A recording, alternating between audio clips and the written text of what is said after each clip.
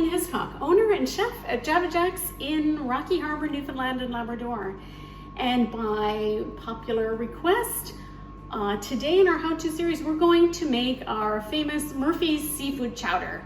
And it's most popular in our restaurant, and I'm gonna show you how to make it. And believe it or not, it'll take you 15 minutes for make a serving of 4. It is super quick, and you need a couple of pots on the stove, and we can get started. So the first thing we're gonna do is we're gonna take 2 tablespoons of butter. And I use butter. If you have margarine at home, don't worry about it, use some margarine. It works well. We're going to melt that butter. Then we're going to add some onions, and then we're going to add some flour. Again, 2 tablespoons of flour, so you can get that ready. And we're going to add that in there to create the roux. Now, in this little pot here, we're going to cook up the vegetables. And interestingly, we're just going to boil the vegetables because we're going to create a little bit of a stock, and the vegetables, not too much water. Now, the vegetables I'm using in this is a carrot, about a medium carrot, a medium parsnip. I'm going to put that all in here. I'm going to boil it all up together. I have a little bit of baby turnip going here, interestingly a turnip. I do not have any potato in my seafood chowder, and this is celery, about 3/4 of a cup of celery. So we're going to turn this on, and we're going to let that all boil up together. And this is how fast it's going to be. This recipe is one that I developed a long time ago when I first came out of university for a company called Best Seafoods. And the fish plant, we were looking to develop products for overseas markets for some residual extra fish that we had kicking around. Adding about 3/4 of a cup of onions. Onions, of course, makes everything taste better. Stir that up. Okay, and in usual format, let it sweat. Don't touch it. You can watch it, but don't touch it. We're going to let these boil. Turn them up on high. Get it going, and we'll come back. So in the pot here, you can see that we have some celery. I think I had mentioned that it's about 3/4 of a cup of celery. Look at the size of these. This is so that it will cook quickly and evenly. One medium carrot, 1 medium parsnip, everything around the same size, right? I'm trying to get them all the same size. Same thing with the baby turnips. Again, just about a handful. We want it to flavor our seafood chowder. We don't want it to be the hero of the seafood chowder.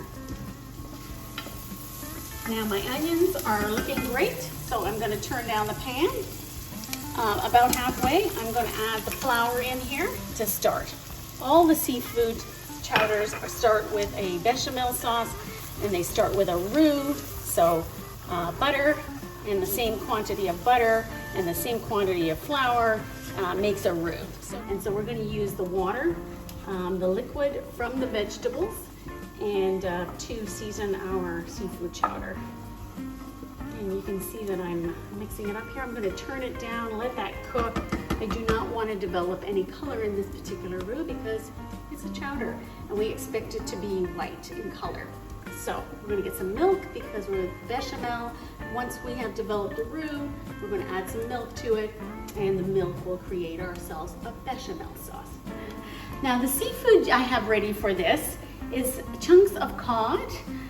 Again, much bigger size than what I do have of the vegetables because they will cook down a little bit, and sometimes if you stir it too much, it'll actually disappear, so you don't want to have too much. So about 1 inch by 1 inch or 1.5 inches by 1.5 inches, the sizes. I have some baby scallops in here. Again, these will go in. They don't require a long time to cook. They will expel a little water, so we'll make our bechamel sauce a little bit thicker so that the water that expels can flavor and add to the overall sauce and chowder itself. You can add all kinds of different fish. Don't think that you have to be stuck to 1 or 2 different kinds. You can add some clams, add some mussels, add some salmon, add some halibut. some mackerel if you like. Oh, that's so wonderful. Add a little smoked paprika and you have something totally a little different. But for today, I just have some cod and some scallop. We're gonna make a wonderful seafood chowder with that.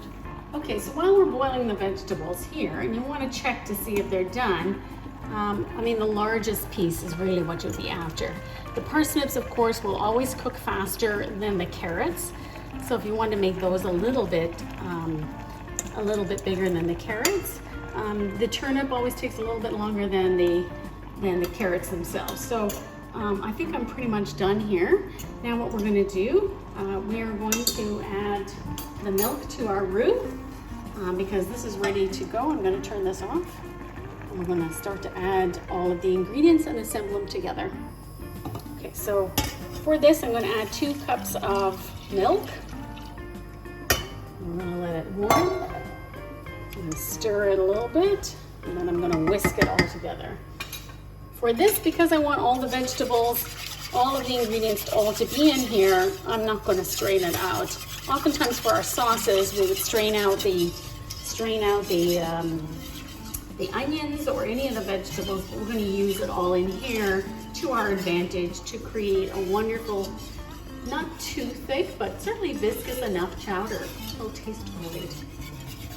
The other thing I'm going to do too right now is I'm going to add the tarragon, because I want the tarragon is my secret weapon. It's a tablespoon, a nice heaping tablespoon of tarragon, and I want it to fuse or infuse this particular sauce. So I'm going to put that in right now, and that will flavor this up. If you've never used tarragon before, certainly give this a try in here. It's outstanding. It's going to be an amazing seafood chowder. I was saying earlier, best seafoods back in the late 80s, early 90s, was located where the Kitty Bitty Brewery is right now. And so shout out to Mr. Harvey and the Best family, Susan Best and Jamie Best and those folks there. This is certainly homage to the recipe that we developed at that time to use underutilized species and some residuals so that we could sell them overseas. So since doctored this up, and this recipe has actually been published in the Evening Telegram and in a book called The Democracy Cookbook. We've had it published there. So you can now do it at home.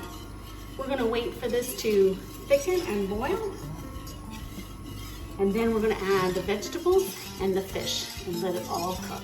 So I have this milk in here now, creating our bechamel sauce, and infused it with the tarragon. I'm going to add all the vegetables. See, 15-minute seafood chowder, awesome stuff. Voila. Just going to stir that in. Look at that, it'll start to thicken. Okay, so that's step 1. Step 2 now is we're going to add the seafood, and that'll all cook together. We'll bring it all up to the boil. Look at that. You've got yourself a pot of seafood chowder just ready, waiting to happen here. We're going to let that kind of cook. I'm going to bring it back up to the boil. I'm not going to stir it too much because I don't want my fish to disintegrate in there, and I don't want to overcook those scallops. So as soon as that's all done, boiled up, we're going to have ourselves a wonderful seafood chowder. So I'm going to plate ourselves up some seafood chowder. I do like to put it in one of these shallow bowls so that you can see it a little bit more. Have a look at all of the wonderful seafood and ingredients that I have in here. Lots of fish, look at the scallops and the vegetables. Again, this is going to be awesome. Let me have a little taste.